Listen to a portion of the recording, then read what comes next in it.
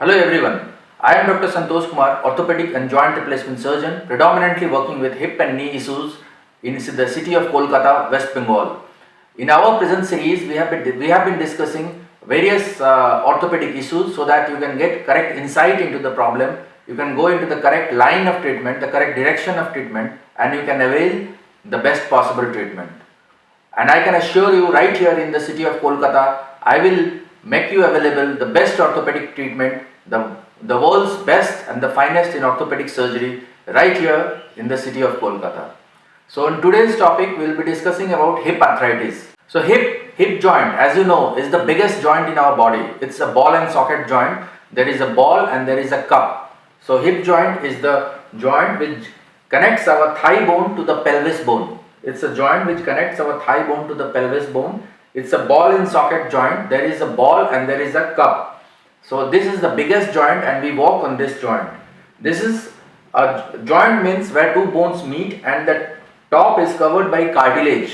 So this joint is very important for our daily activity, our walking, our running and everything. So this joint sometimes get affected by various problems. So those issues can be one is because of fracture and the non-fracture things. So today we will be discussing about the arthritis aspect, that is something that issues of hip joint which are not because of fracture. Before this, in various series we have seen how fracture affects hip joint, and subsequently we will also see how fracture affects hip joint, how we treat those hip joint fracture. But any affection of hip joint is something which is very significant, very serious, because it completely jeopardizes our movement, it causes immense pain, and that pain initially to start with is only while walking, but gradually the pain increases and increases, and it can stay even when a person is sitting or lying down at bed, or even when a person is trying to sleep. So we will be discussing about hip arthritis in this issue today. So as we saw that this is the hip joint. Hip joint is the biggest joint in our body. It's a ball and socket joint. It's a ball and cup joint. So there is the ball is formed by something called head of femur. The femur is the thigh bone and it articulates with the pelvis bone where the hip joint is formed. The ball is formed by this head of femur, and the cup is formed by something called acetabulum. It's the part of the pelvis bone. So in normal hip joint, this is covered by a healthy cartilage. What is this cartilage? This cartilage is the cushion which covers the joint. And in any kind of hip arthritis, this cartilage is destroyed. This cartilage is destroyed, the bones start rubbing with each other, and that causes immense and severe pain. That pain to start with is only while walking, which is manifest as painful limp. But later on, the pain also continues to stay whenever a person is resting also. So this destruction of cartilage and the destruction of the hip joint can be because of various kinds of arthritis. It can be primary osteoarthritis, which is rather age-related wear and tear, but this is rather rarer in India. Mostly we get in India, in our subcontinent, we mostly get secondary arthritis of hip joint. That secondary arthritis of hip joint can be because of ankylosing spondylitis, can be because of avascular necrosis, can be because of infective arthritis, tubercular arthritis, etc., etc. There are many other causes. We will be discussing in brief about this separately. The various arthritis types of arthritis which affect the hip joint, the most predominant among them is avascular necrosis. What avascular necrosis means? That the blood supply of the hip joint is jeopardized and that it goes into self-destruction and arthritis, and that is known as avascular necrosis. Sometimes in ankylosing spondylitis, the hip joint is gradually destroyed and fused.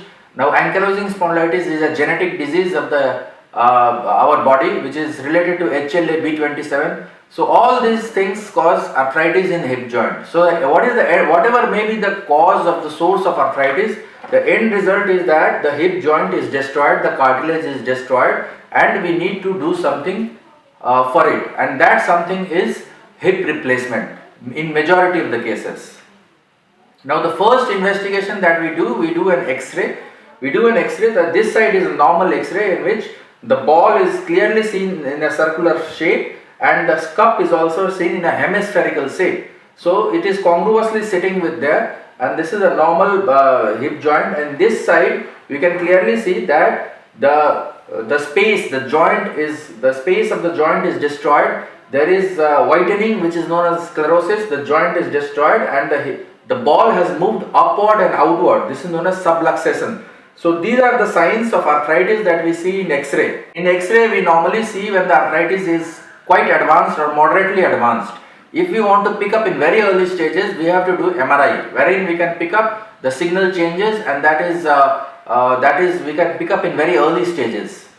But whatever may be the cause, the end result is arthritis, and it needs replacement. It needs replacement of the hip joint. So to see further how it looks in X-ray, this is the X-ray picture of arthritic hip. This is the X-ray picture of arthritic hip. We can clearly see that the congruous ball and socket is completely destroyed.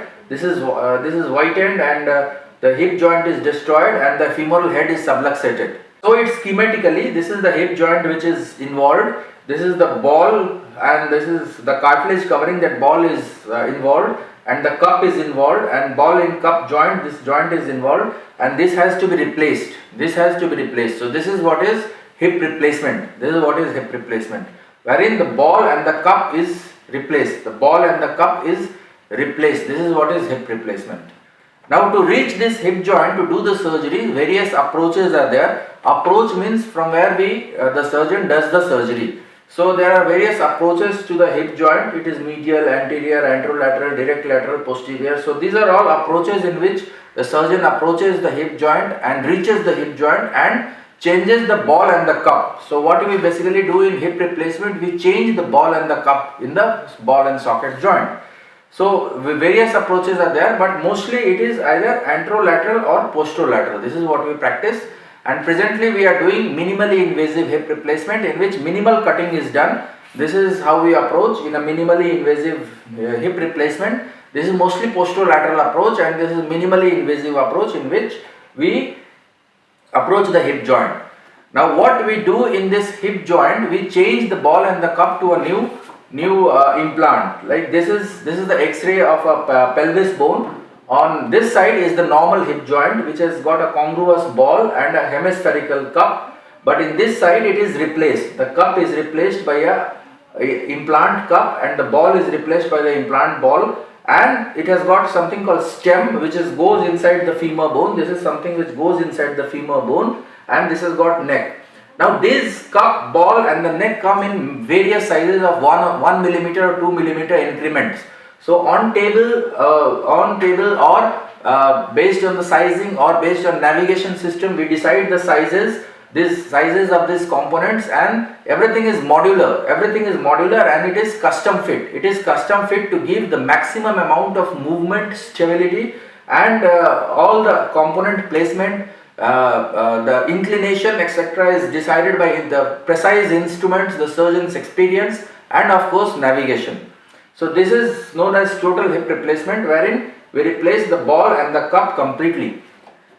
There is another thing which had been done in past but not done much now, which is known as hip resurfacing, wherein the whole ball is not replaced, but only the surface of the hip is replaced. And the cup is replaced. So this is known as hip resurfacing, Birmingham hip or Birmingham hip replacement, hip resurfacing. This is metal on metal. So this was frequently used till recently, but presently we have left this hip resurfacing, and we have gone back to total hip replacement, because total hip replacement gives the most predictable and the most sustainable and reproducible results. So we do get a lot of patients with ankylosing spondylitis. The maximum patients that we get for hip replacement are the patients who have ankylosing spondylitis or avascular necrosis.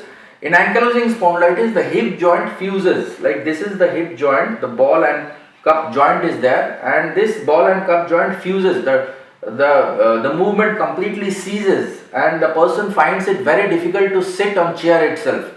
The person finds it very difficult to sit in chair itself. The movement ceases, and this is known as ankylosis. Means the hip joint is fused.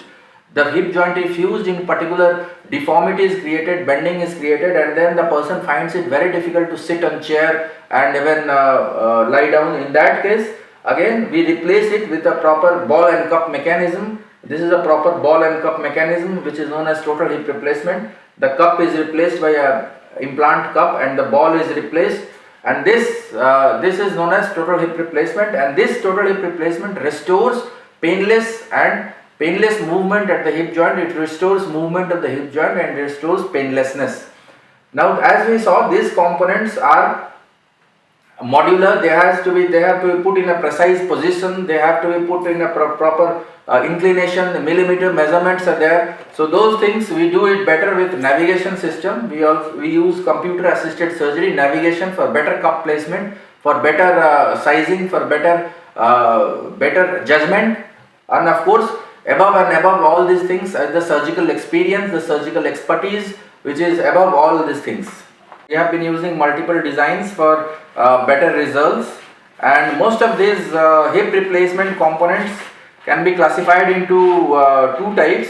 Most of these hip replacement components can be classified into two types. One is cemented and another one is uncemented.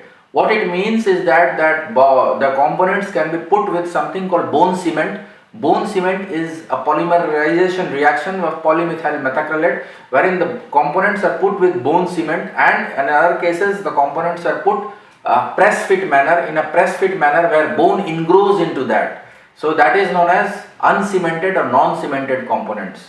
Normally in people who have elderly people with softer bones, with weaker bones, we use cemented implants, and normally in younger patients with stronger bones we use uncemented implant.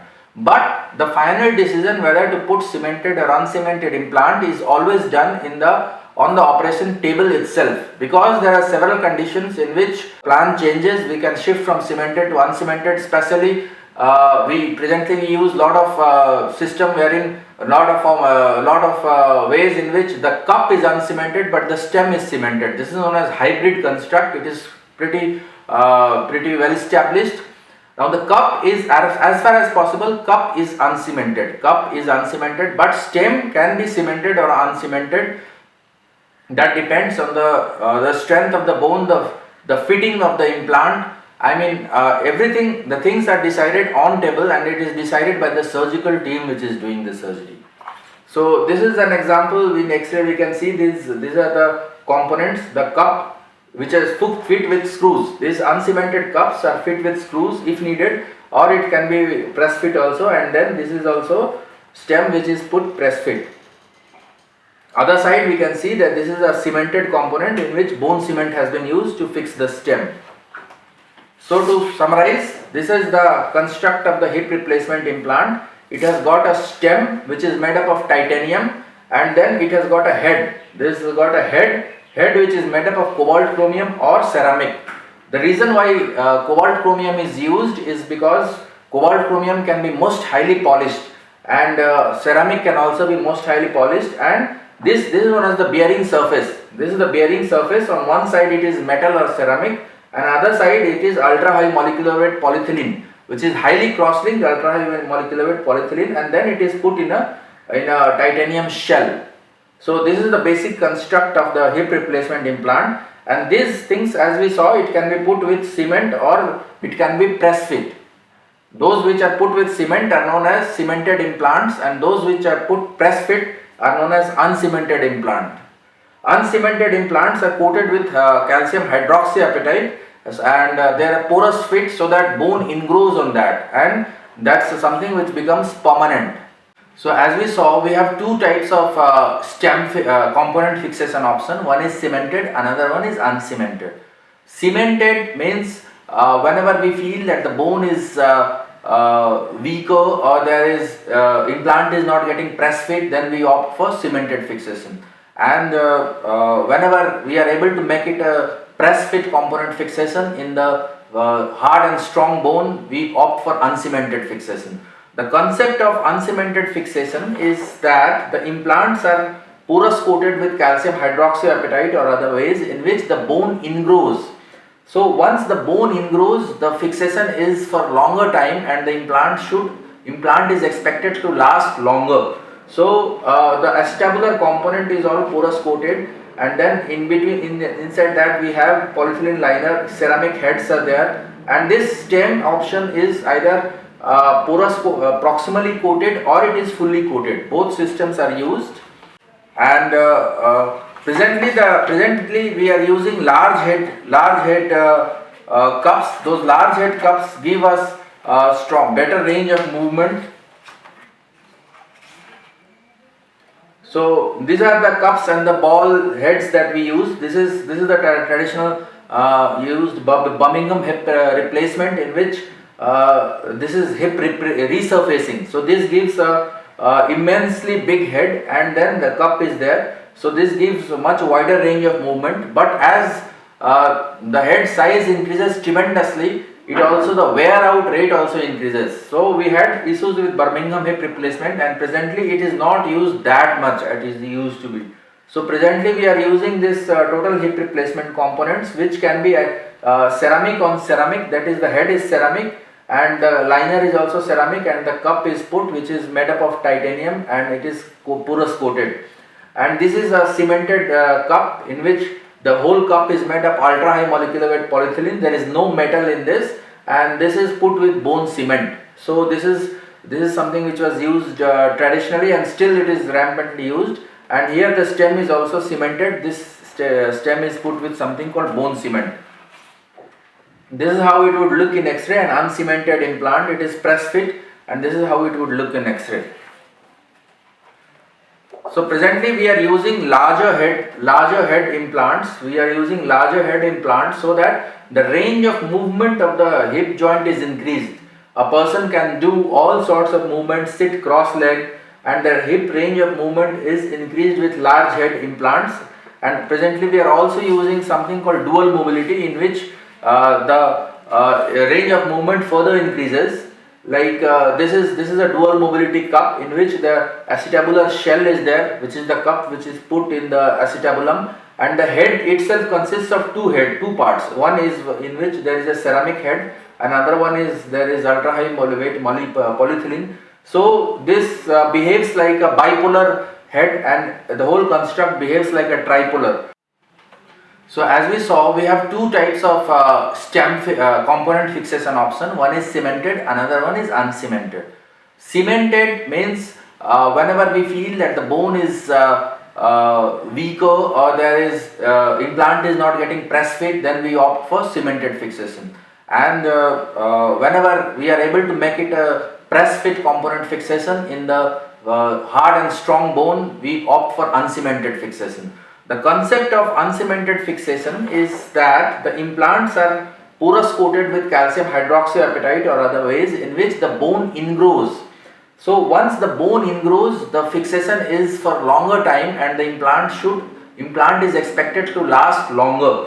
So the acetabular component is all porous coated, and then in between, inside that we have polyethylene liner, ceramic heads are there, and this stem option is either proximally coated, or it is fully coated. Both systems are used, and presently we are using large head cups. Those large head cups give us better range of movement. So these are the cups and the ball heads that we use. This is the traditional used Birmingham hip replacement, in which this is hip resurfacing. So this gives a immensely big head, and then the cup is there. So this gives a much wider range of movement. But as the head size increases tremendously, it also, the wear out rate also increases. So we had issues with Birmingham hip replacement, and presently it is not used that much as it used to be. So presently we are using this total hip replacement components, which can be ceramic on ceramic, that is the head is ceramic and the liner is also ceramic, and the cup is put, which is made up of titanium, and it is porous coated. And this is a cemented cup, in which the whole cup is made of ultra high molecular weight polyethylene. There is no metal in this, and this is put with bone cement. So this is something which was used traditionally, and still it is rampantly used. And here the stem is also cemented. This stem is put with something called bone cement. This is how it would look in X-ray, an uncemented implant. It is press fit, and this is how it would look in X-ray. So presently we are using larger head implants. We are using larger head implants so that the range of movement of the hip joint is increased. A person can do all sorts of movements, sit cross-legged, and their hip range of movement is increased with large head implants. And presently we are also using something called dual mobility, in which the range of movement further increases. Like this is a dual mobility cup, in which the acetabular shell is there, which is the cup which is put in the acetabulum, and the head itself consists of two parts. One is in which there is a ceramic head, another one is there is ultra high weight polyethylene. So this behaves like a bipolar head, and the whole construct behaves like a tripolar. So that because of this, the dual mobility hip, the head size is tremendously increased. It gives more range of movement, and of course the chances of dislocation are extremely minimized in this dual mobility hip. But that doesn't mean that dual mobility hip is superior than a well done large head hip. It's not like that, because dual mobility hip is more used for people who have muscle weakness. It is more used for wherein there is chance of dislocation. But dual mobility hip, the life may not be as long as a normal large head hip. So dual mobility hip, the other problem is that there is wear and tear at two surfaces, where it starts at this surface and where it starts at this surface also. So that is the problem with dual mobility hip, and it may not be as good as large head hip. So this is on one side is total hip replacement, other side is surface replacement, or this is known as BSR, Birmingham surface replacement hip. This is something which is done on both sides, Birmingham surface replacement. These are the presently used uncemented components. This stem is porous coated with calcium hydroxyapatite for bone to ingrow, and this acetabular cup is again coated with calcium hydroxyapatite, and then bone ingrows on that. So this is the bearing surface. Bearing surface, the head, it can be made either of cobalt chromium or it can be ceramic. So ceramic is something which can be most highly polished, and this is rampantly used. Ceramic on ceramic is being used, and this is something which offers extremely large lifespan of the hip. It is almost for 40-50 years. But presently we have shifted from ceramic on ceramic to ceramic on poly, because on one side we use ceramic and several times inside we use a poly liner. So that gives a better result several times. So once we have been doing the hip replacement has been there for last 50 years, for more than 50 years. So sometimes we are faced with consequences in which we have to do revision hip replacement. Means we have to do a hip replacement for the second time, wherein already implants are there, and then we have to do a hip replacement for the second time. For that we use special implants. We are routinely doing revision hip replacement. What it means is we are routinely doing redo of hip replacements.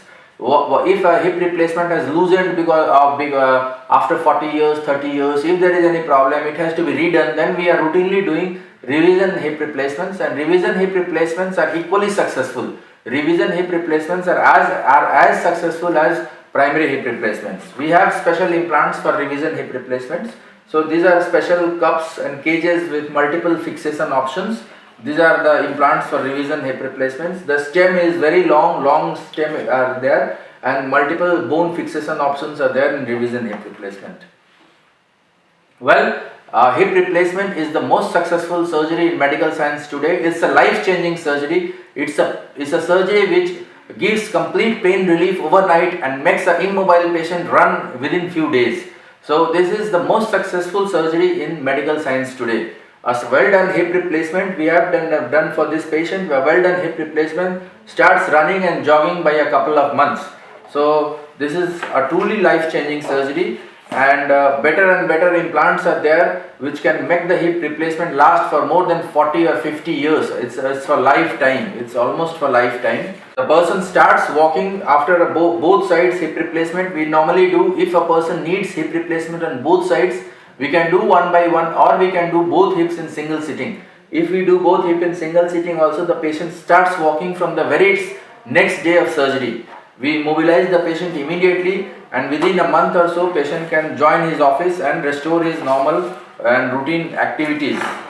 So in the present video we discussed about hip replacement, how successful it is, and how how life changing it is, a well done hip replacement. So if you have any queries, please WhatsApp me or mail me or write to me. My WhatsApp number is 9831911584. I repeat again, 9831911584. And please do come to Kolkata if you need any treatment for this hip problems.